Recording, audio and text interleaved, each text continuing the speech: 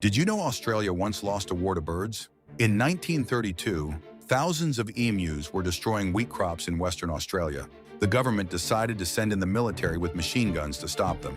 Major Meredith led just 2 soldiers armed with Lewis guns and 10,000 rounds of ammunition. They thought it would be easy to defeat some flightless birds. They were very wrong. The emus turned out to be tactical geniuses.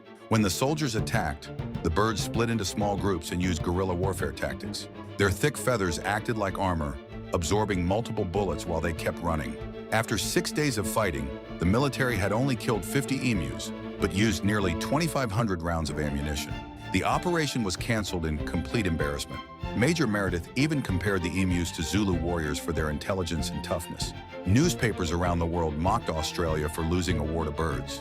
The emus kept destroying crops for years afterward, proving that sometimes nature wins through pure stubbornness.